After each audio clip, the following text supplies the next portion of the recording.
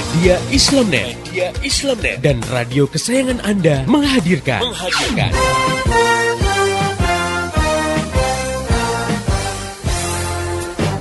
Voice of Islam.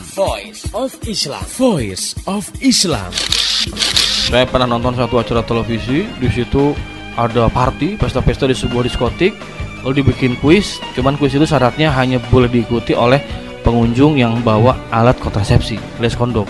Ternyata banyak yang bawa. Paling datang itu anak muda semua gitu kan. Kita ditanya, kenapa kamu bawa? Loh, kita kan nggak tahu apa yang terjadi setelah ini. Wow, jadi mereka sudah sedia payung sebelum hujan gitu ya. Sedia kondom sebelum berzina. Astagfirullahaladzim ya. Kenapa kok seperti terjadi? Karena satu, karena kita sudah hidup di alam sekuler. Hidup dengan landasan memisahkan agama dari kehidupan. Jadi agama udah gak dipandang. Asma binti Yazid al-Ashhaliyah yang sedang dia ingin menanyakan satu masalah di hadapan Nabi dan para sahabat. Nah, saat itu ada forum Nabi dengan para sahabat. Nah, saat itu Asma menanyakan tentang kedudukan peran perempuan dalam rumah tangga dibandingkan dengan peran kaum laki-laki ya.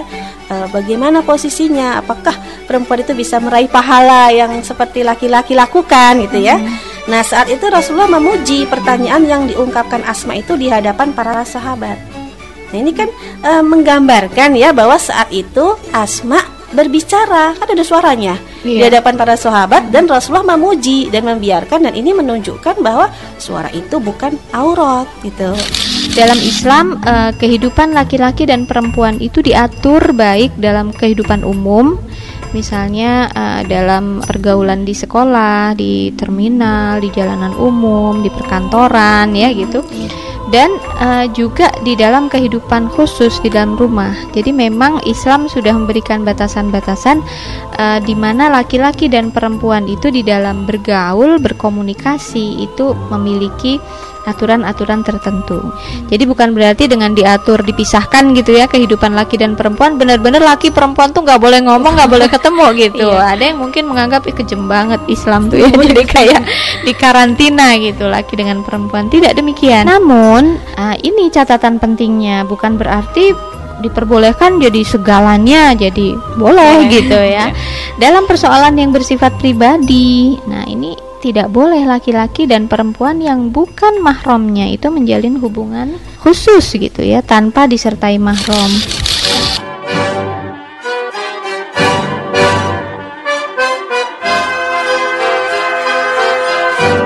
Voice of Islam.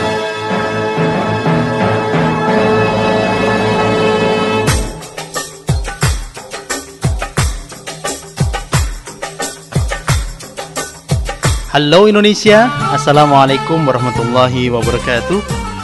Dengar yang beriman, gimana kabar Anda hari ini? Mudah-mudahan dalam kondisi beriman kepada Allah, sehat walafiat, penuh semangat dan optimisme menjalani kehidupan ini. Baiklah pendengar yang beriman, kembali hadir di ruang dengar Anda program Voice of Islam, kerja bareng Media Islamnet dan radio kesayangan Anda ini. Dan kali ini Voice of Islam hadir dalam rubrik Kisah-Kisah Teladan. Bersama saya Umar Abdullah sebagai narator, Gina Lasmana dari Aliansi Penulis Pro Syariah sebagai penulis naskahnya, dan Dafir Langga sebagai penata suara dan lagunya. Pendengar yang budiman, kali ini Kisah-Kisah Teladan mengangkat topik Muhammad Al-Fatih, pemuda yang mewujudkan janji Rasulullah. Remaja Islam, siapkan diri untuk mengisi hidup. Lebih berarti hai remaja Islam, jangan terlena kehidupan dunia yang fana. Isilah hidupmu dengan taat, jadikan usiamu bermanfaat. Jangan biarkan waktu terlewat tanpa amalia dunia akhirat. Ayo remaja Islam, mari susun barisan, perkokoh iman, amalkan Islam, taati syariah, tegakkan khilafah. Pendengar yang budiman, setiap bulan Oktober biasanya peranan pemuda menjadi topik yang santer dibicarakan. Mungkin karena ada tanggal 28 Oktober yang di Indonesia diperingati sebagai Hari Sumpah Pemuda. Lepas daripada itu, dari dulu pemuda memang selalu menjadi harapan sebuah perubahan. Pemudalah yang berani menantang dan mengusir penjajah Belanda, sebuah negara kapitalis yang telah memeras darah rakyat Indonesia selama kurang lebih 350 tahun. Pemudalah yang memimpin rakyat Indonesia dalam perang kemerdekaan tahun 1945 hingga tahun 1949. Hingga akhirnya rakyat Indonesia berhasil mengusir Belanda kapitalis imperialis. Era tahun 50-an, Amerika Serikat datang ingin menjajah Indonesia melalui bantuan militer dan ekonomi. Bung Karno menolak neo-imperialisme ini. Akibatnya, Bung Karno dijatuhkan oleh Amerika Serikat melalui agen-agennya di Indonesia pada tahun 1966. Era Pak Harto, Amerika Serikat mendapat kemudahan untuk menjajah Indonesia dalam bidang politik, militer, dan ekonomi. Sendi-sendi kehidupan telah dirasuki oleh ideologi kapitalisme hingga saat ini. Keinginan para pemuda berpuluh tahun yang lalu untuk membebaskan Indonesia dari penjajahan dan dominasi negara kapitalis semakin pupus ketika di akhir abad ke-20 makin banyak pemuda yang justru menjadi para kapitalis muda, menjadi liberalis muda, dan menjadi sekuleris muda. Pendengar yang budiman, lalu apa kunci pembebasan negeri ini dari kungkungan dominasi kapitalisme imperialis?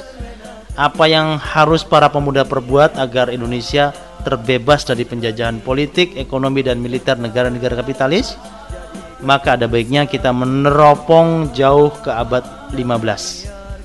Ya, ke abad ke-15 Masehi, ketika ada seorang pemuda yang berhasil membebaskan negeri-negeri Balkan di Eropa Timur dari dominasi Romawi imperialis, bahkan menghancurkan imperialismenya. Dialah Muhammad Al-Fatih. Nah, beginilah kisahnya.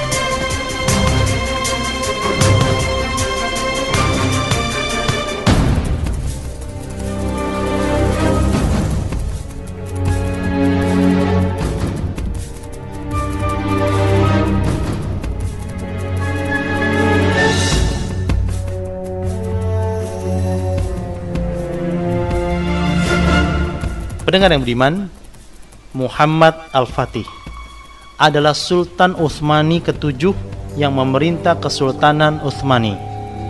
Orang Eropa menyebutnya Ottoman. Saat itu, Kesultanan Utsmani adalah sebuah wilayah provinsi di bawah Khilafah Abbasiyah Mesir. Sayangnya Khilafah Islam saat itu sedang dalam kemunduran yang sangat akibat diremehkannya peranan bahasa Arab dalam memahami Islam pada awal abad ke-7 Hijriah. Padahal Islam tidak dapat dilaksanakan secara sempurna tanpa bahasa Arab, karena bahasa Arab adalah syarat mendasar dalam beristihad. Tidak mungkin seseorang menggali hukum dari Al-Quran dan Al-Hadis yang berbahasa Arab jika ia tidak menguasai bahasa Arab. Tanpa ijtihad, tidak mungkin umat Islam maju selangkah pun dalam mengatasi berbagai masalah kehidupan. Nah, pendengar yang beriman, sementara itu Kesultanan Utsmani yang berada di semenanjung Anatolia hingga menyeberang ke Gallipoli dan Edirne semakin meningkat kekuatannya hasil keimanan yang bulat kepada Allah, diterapkannya syariat Islam dengan baik, dan dipelajarinya bahasa Arab. Pendengar yang budiman, seperti diketahui, para pendiri Kesultanan Utsmani bukanlah bangsa Arab. Mereka adalah bangsa Turki keturunan Mongol yang bermigrasi ke Asia Kecil. Bani Utsmani adalah keturunan Utsman bin Urtugril, yang pada tahun 699 Hijriah, Utsman bin Urtugril ini mulai membangun Kesultanan Bani Utsmani. Pendengar yang budiman, Kesultanan Utsmani memberikan perhatian yang sangat besar pada strukturisasi tentara. Militer yang tangguh dan terorganisasi dengan rapi menjadi sendi terpenting Kesultanan Utsmani. Maka tak heran, tidak berapa lama pasukan Utsmani mulai memasuki daratan Eropa dan membebaskan kota Gallipoli dipimpin oleh Sultan Orhan bin Utsman. Pasukan Utsmani yang semakin kuat ini kemudian dipimpin oleh Sultan Murad bin Orhan terus bergerak membebaskan Adrianopel, kota terpenting kedua setelah Konstantinopel. Lalu mengubah namanya menjadi Edirne dan menjadikannya ibu kota Kesultanan Utsmani. Pasukan Utsmani kemudian membebaskan Macedonia, wilayah Bulgaria, dan Albania. Nah, pendengar yang budiman, pada tahun 855 Hijriah, Kesultanan Utsmaniyah dipimpin oleh seorang pemuda yang bernama Muhammad bin Murad II yang dikenal dengan nama Sultan Muhammad Al-Fatih. Orang Eropa menggelarinya The Conqueror alias Sang Penakluk.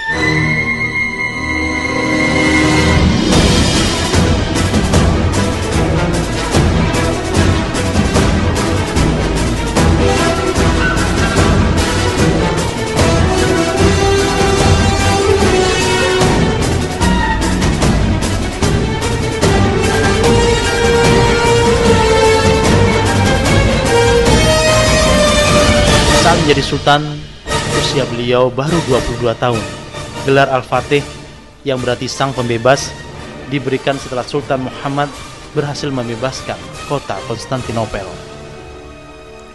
Pendengar yang budiman, Konstantinopel adalah ibu kota Romawi Bizantium.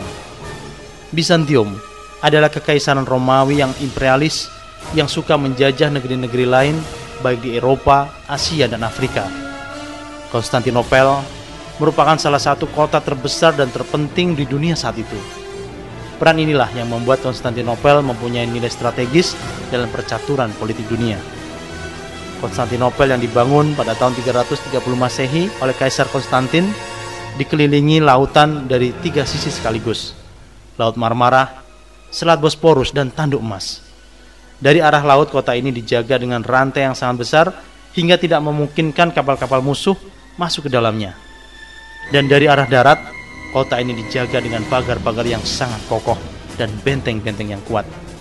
Nah, pendengar yang budiman, dalam beberapa sabdanya, Rasulullah Muhammad SAW memberi kabar gembira akan dibebaskannya Konstantinopel oleh pemimpin dan pasukan terbaik kaum muslimin. Rasulullah bersabda, "La tuftahannal Konstantiniyah ala yadi rajulin, fala ni'mal amiru amiruha, wala ni'mal jaisu dzalikal jais." Artinya, Konstantinopel akan ditaklukkan di tangan seorang laki-laki, maka sebaik-baik pemimpin adalah pemimpin yang membebaskannya, dan sebaik-baik tentara adalah tentaranya. Hadis riwayat Ahmad. Wahai seluruh umat, dengarlah seruan mulia, kokohkan perjuangan bersama raih kemenangan. Wahai seluruh umat, dengarlah seruan mulia, kokohkan perjuangan bersama raih kemenangan. Pendengar yang budiman, oleh karena itu, para khalifah dan panglima kaum muslimin berlomba-lomba merealisasikan sabda Rasulullah tersebut. Tercatat 11 kali serangan diarahkan ke Konstantinopel. Di antaranya, serangan yang dilakukan oleh Khalifah Sulaiman bin Abdul Malik dari Bani Umayyah, serangan yang dilakukan oleh Khalifah Harun al-Rasyid dari Bani Abbasiyah, serangan Sultan Alip Arsalan dari Bani Saljuk, dan serangan Sultan Bayazid dari Bani Utsmani. Dan janji Allah itu berhasil direalisasikan oleh Sultan Muhammad Al-Fatih dan pasukan beliau.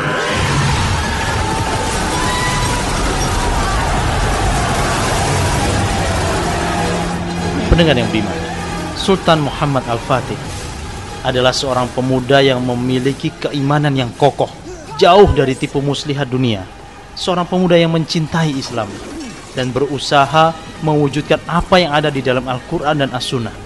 Inilah kunci pembebasan Konstantinopel, ibu kota negara imperialis Romawi Bizantium.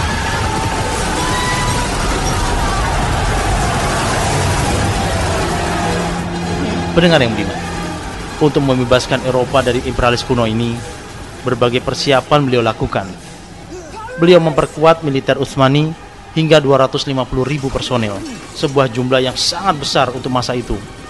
Beliau melatih pasukannya dengan berbagai seni tempur dan ketangkasan menggunakan senjata. Meriam mulai digunakan pada penyerbuan Konstantinopel ini. Seorang insinyur ahli meriam yang bernama Orban diminta merakit meriam-meriam. Sementara itu dari arah laut, 400 kapal disiapkan untuk mengepung Konstantinopel. Dan untuk mencegah kapal-kapal pemberi bantuan ke Konstantinopel, Sultan Muhammad Al-Fatih mendirikan benteng di daratan Eropa berhadapan-hadapan dengan benteng yang dibangun oleh Sultan Bayazid di daratan Asia. Dan agar bisa berkonsentrasi saat menghadapi Konstantinopel, Sultan Muhammad Al-Fatih membuat perjanjian dengan negara Galata yang berbatasan dengan Konstantinopel.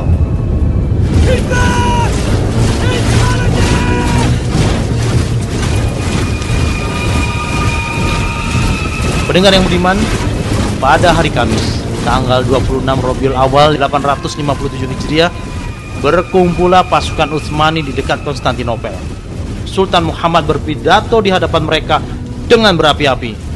Beliau membakar semangat jihad dalam diri pasukannya dan mengingatkan mereka akan pujian Rasulullah terhadap pasukan yang mampu membebaskan Konstantinopel. Dorongan ini makin bertambah dengan banyaknya ulama yang ikut berjuang di tengah-tengah pasukan. Dan keesokan harinya dimulailah pertempuran.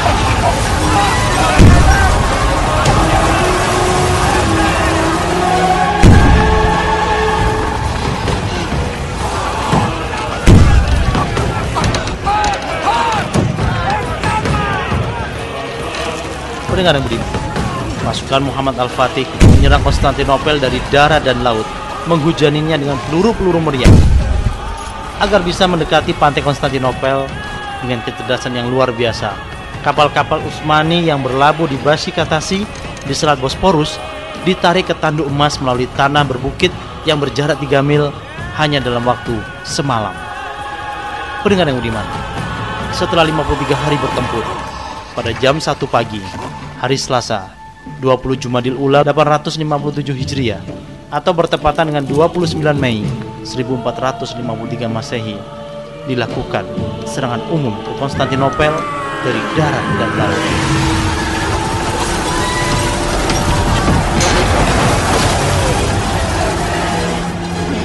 Dari arah Adrianopel, pasukan Utsmani mampu memasuki pagar pertahanan dan menguasai beberapa benteng, kemudian masuk ke dalam kota Konstantinopel.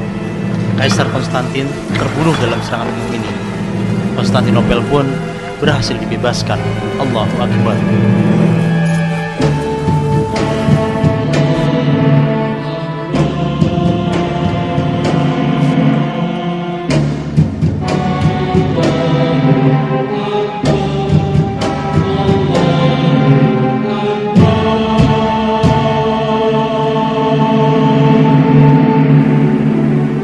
Pendengar yang beriman, Sultan Muhammad Al-Fatih segera menuju gereja Hagia Sophia, gereja terbesar di Konstantinopel.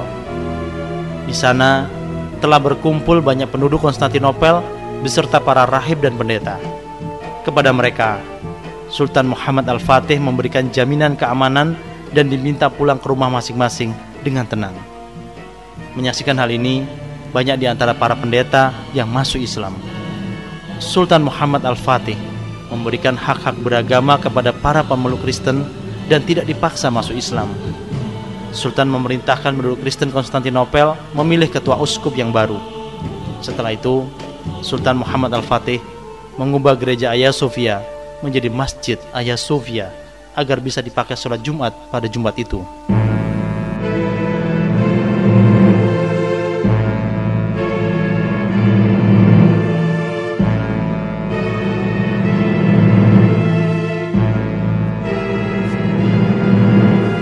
Pendengar yang beriman, dalam hitungan hari, penduduk Konstantinopel telah melakukan kegiatan sehari-hari sebagaimana biasa dalam kondisi damai.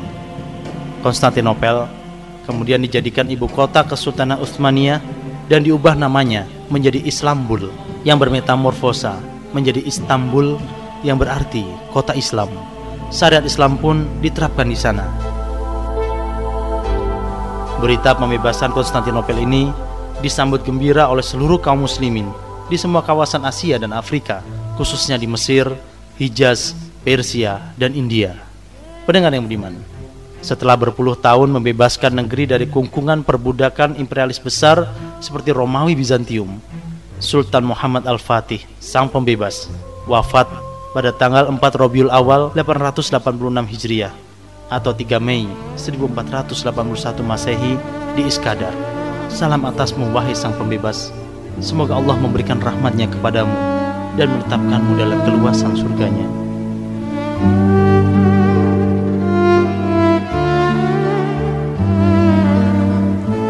Demikianlah pendengar yang beriman, kisah Sultan Muhammad Al-Fatih, pemuda yang mewujudkan janji Rasul. Mudah-mudahan lahir kembali Al-Fatih abad 21 yang membebaskan berbagai negeri termasuk Indonesia dari penjajahan dan dominasi negara-negara imperialis seperti Amerika Serikat dan Inggris. Satu kuncinya, keimanan yang kokoh jauh dari tipu muslihat dunia, kecintaan yang mendalam terhadap Islam, dan kesungguhan mewujudkan apa-apa yang telah diwahyukan oleh Allah, yaitu Al-Quran dan As-Sunnah. Wahai seluruh umat, dengarlah seruan mulia, kokohkan perjuangan bersama raih kemenangan. Wahai seluruh umat, dengarlah seruan mulia, kokohkan perjuangan bersama raih kemenangan.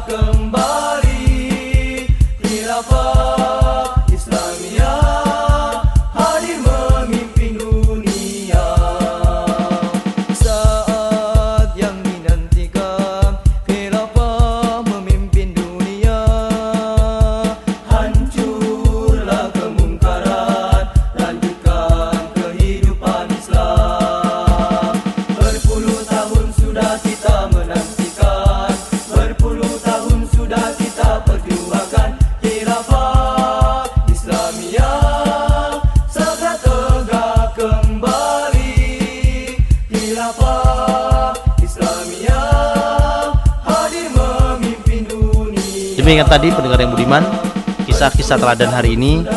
Saya Umar Abdullah sebagai naratornya, Gina Lesmana sebagai penulis naskahnya, dan Dafir Langga sebagai penata suara dan lagunya, serta seluruh kerabat kerja yang bertugas mengucapkan terima kasih atas perhatian Anda. Mohon pamit, mohon maaf jika ada salah-salah kata. Jika Anda punya kisah-kisah teladan yang bagus, bisa Anda kirimkan ke radio kesayangan Anda ini, atau kirim ke email mediaislamnet@yahoo.com. Kritik, saran, dan masukan bisa di SMS ke 0856 9492 4411. Untuk informasi lebih jauh tentang Voice of Islam, radio-radio di seluruh Indonesia yang menyiarkannya, topik-topik yang akan dibahas, juga info-info lainnya, silakan klik di www.gaulislam.com.